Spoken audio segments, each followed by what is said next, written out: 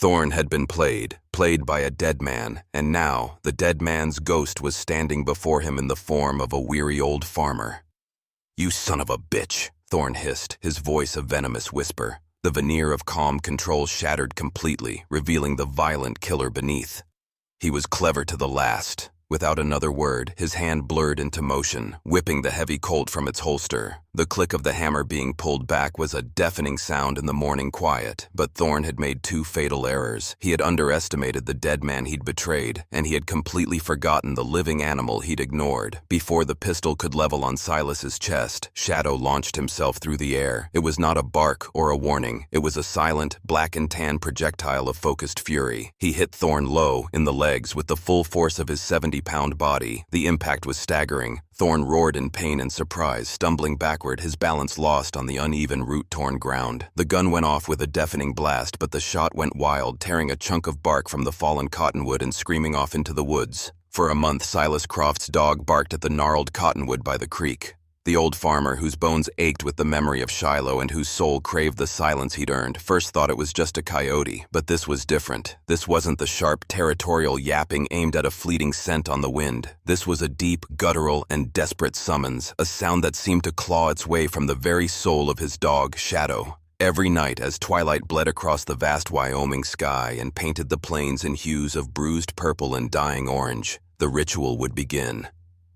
Shadow, a black and tan shepherd mix with eyes that held an unnerving intelligence, would rise from his spot on the porch, trot 50 yards to the edge of the creek, and fix his gaze upon the ancient, twisted cottonwood. And then he would bark, a relentless, frantic rhythm that echoed across Silas's 100-acre parcel of solitude. Silas Croft had come to this land seeking peace. After the war, the noise of cities felt like a phantom cannonade in his ears. He needed the quiet hum of the earth, the whisper of the wind through the tall grass, the solid feel of his own land beneath his worn-out boots. He was a man of 67, lean and weathered as the fence posts he'd driven into the hard soil himself. His life was a testament to routine. Rise with the sun, mend what was broken, tend to his small herd of cattle, and sit on his porch with Shadow as the day cooled, watching the world shrink to the size of his own homestead. This nightly disruption was more than an annoyance. It felt like a violation of the peace he had fought so hard, both in war and within himself, to find. "Hush now, boy," Silas would call out, his voice a low rumble. "There's nothing out there but ghosts, and they don't bite." But Shadow would not be deterred. He'd circle the base of the massive tree, his barks growing more insistent, his body taut with a tension that was almost human. Silas had walked the ground a dozen times in the clear light of day. He found no snake holes, no rabbit warrens, no den of any creature that would warrant such a nightly vigil. There was only the packed, dry earth and the thick serpentine roots of the cottonwood, which coiled out from the trunk like the petrified arms of a buried giant. The tree itself was a landmark, easily the oldest thing on his property, its bark deeply grooved and its branches reaching for the sky like arthritic fingers. It had stood there longer than the territory had been a territory, a silent witness to everything that had transpired on this patch of earth.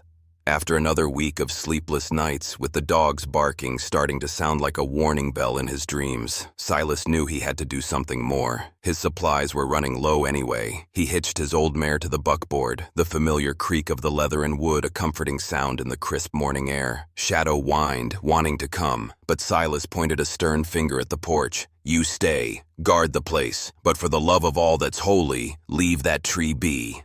The dog slumped onto the boards, but his intelligent eyes followed Silas down the long dirt track, a look of profound, canine worry on his face. The trip to the settlement, little more than a dusty street with a dozen buildings huddled together against the immensity of the plains, took nearly 2 hours. His destination was Jedediah's General Store, a place that smelled of pipe tobacco, sacked flour, and old secrets. Jedediah, the proprietor, was a man even older than Silas, with a cloud of white hair and spectacles perched precariously on the end of his nose. He'd been here since the first foundations were laid. "Silas," Jedediah greeted him with a warm, wrinkled smile. "Running low on coffee or just tired of your own cooking?" "A bit of both, Jed," Silas said, laying his list on the worn wooden counter. As Jedediah gathered the items, coffee, flour, salted pork, a new whetstone, Silas leaned against the counter, the smell of the store a welcome change from the dust of the trail. "Tell me something, Jed. You know everything that goes on around here. You remember the man who owned my place before the bank took it. Elias Vance." Jedediah paused, his hand hovering over a tin of beans. His smile faded slightly. Vance. Now there's a name I haven't heard spoken in a good long while. 5 years, maybe 6. A man full of fire and ambition, that one was. Charming as a sermon, but his eyes were always looking for the next angle. Said he was going to build a dynasty out on that land. What happened to him? Silas asked, keeping his voice casual. Story I got was he just vanished. Vanished is a good word for it, Jedediah said, resuming his work but at a slower pace. He leaned in closer, his voice dropping. Left behind a mountain of debt and twice as many questions. Some said he ran off with a woman.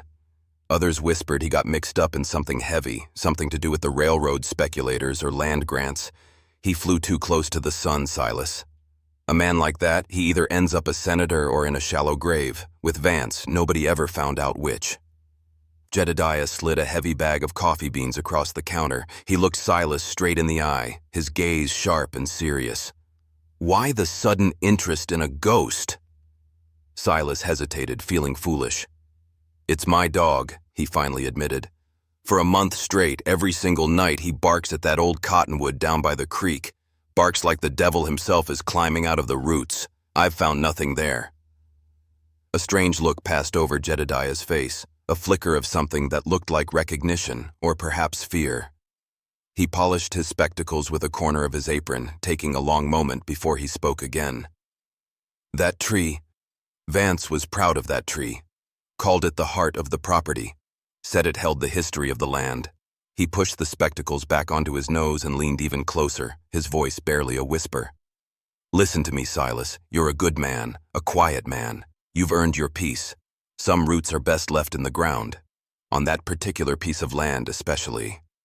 The warning, cryptic and heavy, hung in the air between them. Silas paid for his goods, loaded the buckboard, and began the long journey home, Jedediah's words echoing in his mind.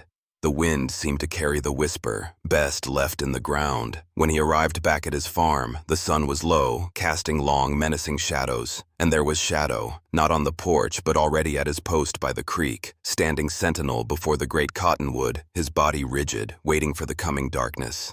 That night, the barking was worse than ever. It was a sound of pure agony, a desperate plea that scraped at Silas's nerves until they were raw. He lay in his bed staring at the ceiling, the old soldier in him waking from a long slumber. This wasn't a dog's fancy. This was an alarm. An animal's instinct, pure and true, was screaming that something was fundamentally wrong with that patch of ground. Jedediah's warning, meant to pacify him, had done the opposite. It had lit a fire of conviction in his gut. The next morning, Silas didn't tend to his cattle. He didn't mend the fence. He drank his coffee black and strong, then walked to his barn. He passed the shovels and picks and went straight for the heavy, double-bitted felling axe. He tested its edge with his calloused thumb. It was sharp enough. As he strode towards the creek, axe resting on his shoulder, Shadow fell into step beside him, no longer barking, but whining softly, his tail giving a single, hopeful thump against Silas's leg.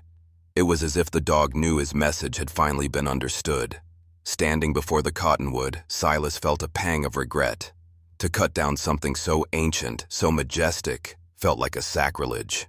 It was a living monument, a silent king ruling over his small domain. But the frantic plea in his dog's eyes and the chilling weight of Jedediah's words overruled his reverence. He set his jaw, spat on his hands, and took his stance. The first swing bit deep into the thick bark, the thunk of the steel echoing in the morning stillness. Wood chips, pale as bone, flew into the air. He swung again and again, finding a rhythm born of years of hard labor. It was grueling work. The trunk was over 6 feet across and the wood was dense and hard. Sweat poured down his face, stinging his eyes, but he didn't stop. He was driven by a certainty that grew with every blow. He was not just cutting down a tree, he was cutting into a secret. After what felt like an eternity, with a sound like a great beast groaning in its death throes, the tree began to lean. Silas stepped back, his chest heaving, and watched as the ancient cottonwood swayed, its leaves trembling, and then crashed to the ground with a thunderous roar that seemed to rip the sky in two. The ground shuddered beneath his feet. A great cloud of dust and displaced earth billowed up, and birds scattered from every tree within a mile. As the dust began to settle, Silas, leaning on his axe handle for support, saw it. The fall had ripped the massive root ball partially from the earth, tearing the soil asunder. And there, tangled in the thick, exposed web of roots, was a dark, man-made shape. It was a rotted wooden chest, bound in rusted iron straps, its form crushed and splintered by the very roots that had concealed it for so long. Shadow stood beside him, silent at last, his long vigil finally over. The secret was out. The silence that followed the cottonwood's fall was profound, a vacuum left by a century of life suddenly extinguished. Dust motes danced in the slanted morning light, catching on the splinters of pale wood that littered the ground. Silas Croft stood, leaning heavily on his axe, his breath coming in ragged bursts. His gaze was fixed on the mangled chest held fast in the gnarled claws of the tree's roots. It was one thing to suspect a secret, it was another entirely to see it dragged, raw and broken, into the light of day. Shadow, his duty done, sat silently at Silas's heel, his body still tense, a low growl occasionally rumbling in his chest like distant thunder. He was watching the woods, the horizon, as if he knew the tree was only the keeper of the secret, not the secret itself. With a grunt, Silas straightened up, his back protesting the morning's violent labor. He used the blade of his axe to pry and chop at the thick woody tendrils imprisoning the chest. The wood was old and rotted, the iron straps flaking with rust, but the roots held it with the tenacity of the grave. It took another quarter of an hour of hacking and swearing before he could finally work the box free. It was heavier than it looked, and when he dropped it to the ground it landed with a solid, definitive thud. He knelt beside it, his heart hammering against his ribs. Jedediah's voice echoed in his mind. Some roots are best left in the ground. He was digging them up now, and he had a sinking feeling there was no putting them back. The lock was a solid block of rust, fused shut by time and moisture. Silas jammed the corner of his axe blade into the seam and pried. The old wood groaned, splintered, and then the lid gave way with a mournful creak, releasing a musty smell of damp earth and decaying paper. Silas peered inside, and for a long moment he could only stare. The chest was filled with money. Stacks of bills, bound with twine, lay packed tightly together. Beneath them, glinting with a malevolent light, were dozens of gold coins, double eagles and liberty heads. More cash than he had ever seen in his entire life, enough to buy a dozen farms like his. But as he looked at it, he felt no joy, no sense of fortune. This wasn't a treasure, it was a burden. This was the kind of money that men killed for. This was the reason a man like Elias Vance might disappear. His fingers, trembling slightly, brushed past the money and felt something hard and flat. He lifted it out. It was a silver star, tarnished and dirty, but the engraved words were still legible. U.S. Marshal. A cold dread, far deeper than the simple fear of finding a dead man's cash, washed over him. This wasn't just a stash of ill-gotten gains. This was a symbol of the highest law in the territory, buried in the dirt like a common crime. A lawman's badge. Vance hadn't just been a farmer with ambition, he had been the law itself. Beneath the spot where the badge had lain was the final object. A thick, leather-bound journal. Its pages were yellowed and stained with water spots around the edges, but the ink within was dark and clear. The handwriting was meticulous, a neat, precise script that spoke of a deliberate and organized mind. Silas opened it, his hands feeling clumsy and rough against the delicate pages. The first several pages were just lists of names next to dates and figures. They were names he didn't recognize, but the sums were staggering. Then he found the narrative entries. His blood ran cold. The journal was a detailed accounting of a vast and insidious scheme of corruption.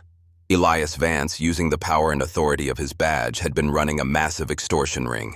The names on the lists were ranchers and homesteaders, men who owned land that the expanding railroad coveted. Silas read on, his breath held tight in his chest. The scheme was brutally simple. Vance would invent legal troubles, tax issues, or boundary disputes for a landowner. He would intimidate and harass them, his silver star giving his threats the weight of law, until the man was desperate to sell. Then, a second man, a land speculator named Caldwell, would sweep in and offer to buy the property for a fraction of its worth. Once the land was secured, it was sold for an immense profit to a third partner, a railroad baron named Magnuson, who needed the right-of-way for his tracks. It was all there, laid out in Vance's own hand. The dates, the amounts, the private threats, the public transactions. It was a blueprint for the theft of a territory, orchestrated by the very man sworn to protect it. Silas felt sick. He snapped the journal shut as if it had burned his fingers. He, a simple farmer, a veteran who had fought for the sanctity of the Union and its laws, was now sitting on evidence that could tear the entire territorial government apart. This was a conspiracy that reached into the highest echelons of power and wealth, and he was sitting right in the middle of it. He looked around his quiet farm at the placid cattle grazing in the distance. The peace he had cherished felt like a fragile illusion, a thin sheet of ice over a dark, churning abyss. It was then that he heard it. A sound that did not belong in his world of wind and rustling grass. The steady, rhythmic beat of hoofbeats. It wasn't the hurried gait of a lost rider, nor the ambling pace of a neighbor. It was confident, deliberate, and coming straight for him. Shadow shot to his feet, a low, vicious growl erupting from his throat as he faced the direction of the sound. Silas's heart leaped into his throat. He instinctively shoved the journal and the badge back into the chest and slammed the broken lid shut. A lone rider emerged from the line of trees down the track. He sat tall in the saddle of a powerful-looking black horse, a man dressed not in a farmer's denim but in a tailored dark coat and a flat-brimmed hat. Even from 50 yards away, Silas could see this was no simple traveler. This was a man of purpose. As the rider drew closer, Silas felt a chill that had nothing to do with the morning air. The man's face was carved from hard experience, with a neatly trimmed graying beard and eyes that were as cold and clear as river ice. Those eyes didn't just look, they assessed, catalogued, and dismissed. They swept over the scene, the felled tree, the disturbed earth, Silas, and finally, the broken chest at his feet. They lingered on the chest with a predatory stillness. The rider brought his horse to a halt a dozen feet away, the animal snorting impatiently. He swung a leg over with the fluid grace of a man who was more comfortable in the saddle than on his own 2 feet.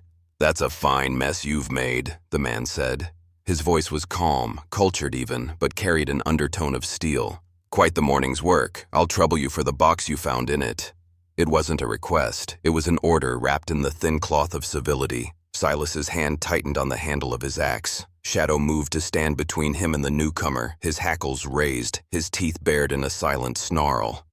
"This is my land," Silas replied, his voice steadier than he felt. "What's in it is my business." The stranger offered a thin, mirthless smile. "Under normal circumstances, I might agree. But those are not normal circumstances. My name is Bartholomew Thorne. Elias Vance and I were business partners. That chest contains property pertaining to our shared ventures. He misplaced it. I've been looking for it for a very long time." "Business partners," Silas repeated, the words tasting like ash in his mouth. He glanced at the chest, then back at the man. "Funny. I found a journal in here. It calls what you and Vance were doing by a few other names: extortion, conspiracy, theft." Thorne's smile vanished. His cold eyes narrowed. The pretense of civility evaporated, leaving only the raw threat beneath. "You should not have read that. Vance was a fool. He loved to document things. A fatal flaw." He took a step closer, his right hand hanging loosely near the polished walnut grip of a pistol holstered at his hip. "He also got greedy. He thought he could cut me out of the final arrangement and disappear. There was a disagreement. I dealt with him." The casual confession hung in the air, more chilling than any shout. "I dealt with him." Not "we fought" or "there was an accident." It was the detached admission of a man swatting a fly. Silas was no longer just a man who had found a box of money. He was a witness standing face to face with a murderer. The quiet farm had become a field of confrontation, the air thick with the promise of violence. "So you killed him," Silas stated, his own voice low and hard. "And buried him. Where?" Thorne's gaze flickered for a fraction of a second. "He's gone. That's all that matters. Now give me the chest, old man. Give it to me, and I'll ride out of here, and you can go back to your pathetic, dirt-scratching life. You've seen nothing, you know nothing. That's the price of your peace." The standoff was absolute. The farmer and the killer separated by 10 feet of trampled earth, with a fortune in blood money and a legacy of corruption between them. Thorne's hand tensed, his fingers brushing the handle of his gun. Silas tightened his grip on the axe, knowing it was a poor defense against a pistol, but it was all he had. The world seemed to shrink to the space between them. It was Shadow who broke the spell. With a sudden, explosive bark, he bolted away from the confrontation. He didn't run towards Thorne, as Silas expected, but scrambled 20 yards to the side, to a small, rocky outcrop near the creek bed where a few hardy junipers grew. He began to dig frantically at the base of the rocks, clawing at the soil and stones with a desperate intensity, his barks echoing with the same frantic urgency as when he had faced the cottonwood. Both men turned, momentarily distracted by the dog's bizarre sudden action. Thorn's eyes widened with a flash of what looked like alarm, his gaze fixed on the spot where the dog was now unearthing something that looked like a scrap of rotted fabric. In that single, fleeting moment of distraction, as Thorn's attention was diverted, Silas's trembling hand, which had been resting on the lid of the chest, felt something, a slight give, a seam that didn't belong. Near the back hinge, his fingers found the edge of a loose panel, cleverly recessed into the lid. It wasn't part of the original construction. It was a false bottom. With his heart pounding a frantic rhythm against his ribs, he hooked his fingernails under the edge and pried it open. The small, hidden compartment in the lid was no bigger than a cigar box, a secret within a secret. As Silas flipped the thin wooden panel open, his eyes fell upon its contents, and the entire sprawling conspiracy snapped into sharp, terrifying focus. This was Elias Vance's true insurance policy. It wasn't the chest of money or the damning journal. It was this. Inside, wrapped in oilcloth, were 3 items. The first was a folded hand-drawn map, its lines precise and clear, marking 2 other locations, one in the Badlands to the north, the other near a landmark called Widow's Peak to the south. Each spot was marked with a simple X. This was the key to the other caches of evidence. The second item was a legal deed, properly filed and stamped with the territorial seal. It wasn't for land, it was for a silver claim in the high country, a claim under a name Silas didn't recognize, but which the attached assayer's report described as having a vein of astonishing richness.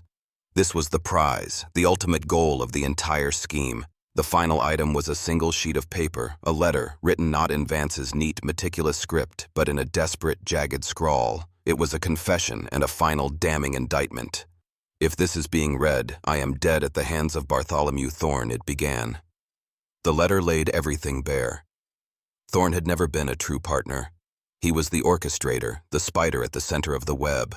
He had used Vance's authority as a marshal to execute the plan, all while intending to eliminate him at the end. The final move was to be the seizure of the silver claim. Thorn planned to use the journal not to expose the railroad baron, but to blackmail him into signing over his share of the mine. He would have the money, the mine, and the leverage to control one of the most powerful men in the territory.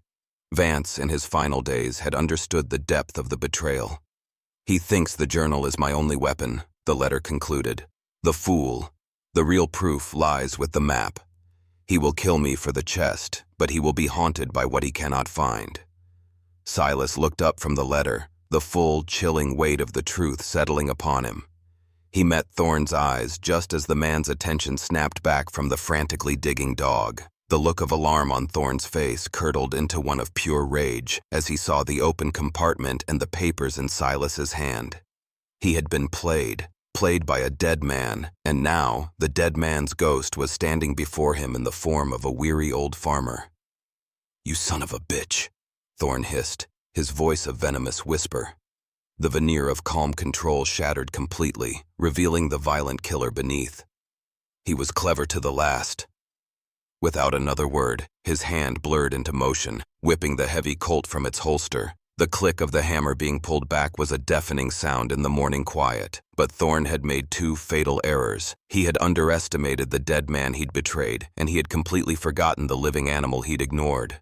Before the pistol could level on Silas's chest, Shadow launched himself through the air. It was not a bark or a warning. It was a silent, black and tan projectile of focused fury. He hit Thorn low in the legs with the full force of his 70-pound body. The impact was staggering. Thorn roared in pain and surprise, stumbling backward, his balance lost on the uneven, root-torn ground. The gun went off with a deafening blast, but the shot went wild, tearing a chunk of bark from the fallen cottonwood and screaming off into the woods. Silas did not hesitate. The instincts of Shiloh, buried for decades under the quiet routines of farming, surged to the surface. He wasn't a farmer anymore. He was a soldier in a fight for his life. He swung the heavy felling axe not like a tool, but like a weapon. He didn't aim for the head. That was a killer's move. He brought the flat of the axe head around in a wide, desperate arc, connecting solidly with Thorn's gun hand. The crunch of bone was sickeningly audible, followed by Thorn's agonized scream.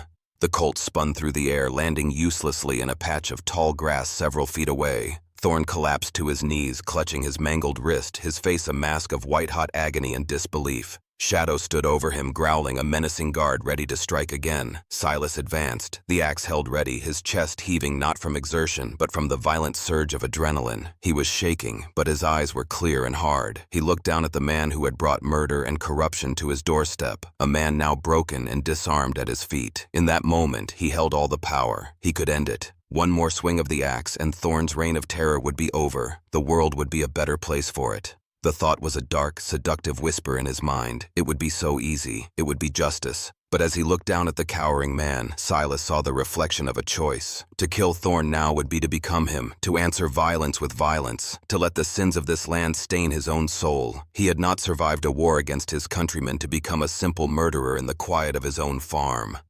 With a shuddering breath, he lowered the axe. "Shadow, back," he commanded, his voice hoarse.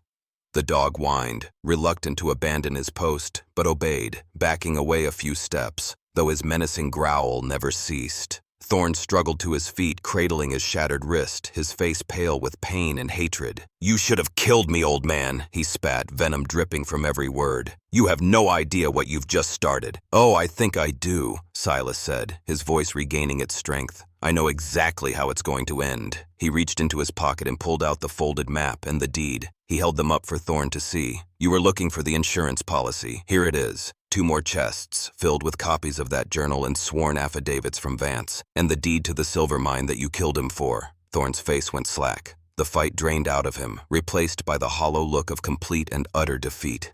He had run for 5 years, lived with the ghost of his partner, all for a prize that was now held in the hand of a man he had dismissed as a dirt scratcher. "What do you want?" Thorn asked, his voice a hollow rasp. "Justice," Silas said simply. "Real justice. Not the kind you buy and sell." He folded the papers and tucked them safely back into his shirt.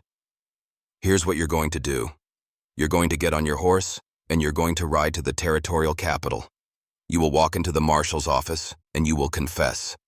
You'll confess to the murder of Elias Vance, and you will tell them everything about the railroad, the land grabs, and every name in that journal." A bitter, broken laugh escaped Thorn's lips. "They'll hang me." "That's the idea," Silas said flatly. "And if you don't? If you decide to ride in any other direction?" He gestured with his chin towards the rocky outcrop where Shadow had been digging. "Then I will dig up what's left of Vance myself. I will take this journal, this map, and this letter to every honest lawman I can find from here to Cheyenne. Magnuson and Caldwell will learn that the proof of their crime still exists and that you are going to use it to ruin them. You won't just have the law hunting you, Thorn. You'll have them hunting you too. Your life won't be worth a plug nickel. You'll spend what little time you have left looking over your shoulder until somebody finally puts you in the ground. Your choice." The weight of the options settled heavily on Thorn. He looked at the axe in Silas's hand, at the fiercely protective dog, at the evidence that had undone him, and he knew he was trapped. His world of power and intimidation had collapsed into a simple binary choice, and both paths led to ruin. With his good hand, he shakily gestured for his horse. The animal trotted over obediently. He hauled himself into the saddle, his face a grimace of pain. He looked down at Silas one last time, a flicker of his old arrogance returning. "You'll never be safe. The men in that journal, they don't forgive. They'll crush you." "Maybe," Silas said, hefting the axe onto his shoulder. "But at least I'll be able to sleep at night. That's more than you can say." Without another word, Thorn spurred his horse and rode away, a defeated figure disappearing into the vast, indifferent landscape. Silas watched until he was a mere speck in the distance, then finally allowed himself to breathe. He turned his attention back to the mess on the ground, the chest, the money, the felled tree, the wreckage of another man's life. His quiet farm would never feel the same. He knew what he had to do. His quiet life was over, traded for a new, dangerous purpose. He would give Elias Vance a proper burial, not out of respect for the corrupt lawman he had become, but for the flicker of conscience that had made him leave behind the truth. Then he would act. He wouldn't ride to the local settlement. He couldn't trust anyone there. But he remembered Jedediah mentioning a new deputy in the capital, a young, idealistic man too new to be tainted by the territory's rot. He was the one. Silas went to his barn and saddled his own sturdy mare. He packed the journal, the map, and the letter into his saddlebags, leaving the blood money in the chest on the ground. It could rot there for all he cared. As he mounted, Shadow trotted to his side, looking up at him, ready for the next command. Silas reached down and patted the dog's head. "Looks like our quiet days are over, boy," he murmured. He turned his horse not east or west, but south towards the long, dusty trail that led to the capital. He was no longer just a farmer. He was the guardian of a truth that could either cleanse the territory or get him killed. He didn't know which it would be, but as he rode forward with his loyal dog at his side, under the wide and watchful sky, Silas Croft felt, for the first time since the war, that he was fighting for something that truly mattered. The story of Silas Croft and his dog, Shadow, is more than just a gripping tale from the Old West. It taps into something fundamental about the human spirit, offering timeless lessons that resonate deeply in our own lives, far from the dusty plains of the frontier. It's a powerful reminder that sometimes the most profound challenges we face don't announce themselves with a cannon blast, but with a persistent, quiet whisper, or in this case, a bark in the night. The first and most crucial lesson comes from listening to our intuition. For a month, Silas tried to ignore his dog's warning. He tried to rationalize it, dismiss it as a nuisance, and maintain the quiet peace he so desperately craved. How often do we do the same? We ignore that nagging feeling that something is wrong in our workplace, that a friendship has taken a wrong turn, or that a decision we've made sits uneasily in our gut. Shadow represents that pure, unwavering instinct that we often try to silence. The story teaches us that ignoring these warnings doesn't make the problem disappear. It only allows the rot under the surface to grow deeper. True peace is not found in ignorance, but in having the courage to finally turn and face the thing that is disturbing your spirit. Secondly, Silas's journey redefines the nature of courage. His bravery wasn't found in a quick draw or a reckless charge. It was a quieter, more profound courage, the courage to disrupt his own hard-won tranquility for the sake of doing what was right. After surviving the Civil War, all he wanted was to be left alone. Yet, when faced with undeniable evidence of corruption and murder, he made the deliberate choice to get involved. This is the courage of conviction. It's the choice to stand up for a principle, even when it's inconvenient, frightening, and guarantees that your life will never be the same. It reminds us that our most heroic moments often happen not in the spotlight, but in the quiet decisions we make when no one else is watching. Finally, the story presents a powerful meditation on justice versus vengeance. When Silas stood over a defeated and broken Thorn, axe in hand, he was at a precipice. The easy path, the path of vengeance, was right there for the taking. It would have felt justified. But Silas chose the harder, more honorable road. He understood that to kill Thorn would be to adopt his methods, to let the darkness of the crime stain his own soul.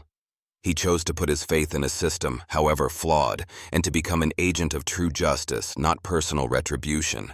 In a world that often tempts us with easy answers and satisfying revenge, Silas's choice is a powerful testament to the idea that how we achieve victory is just as important as the victory itself.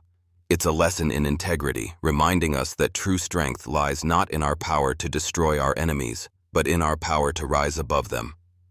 Thank you for joining us on Silas Croft's journey.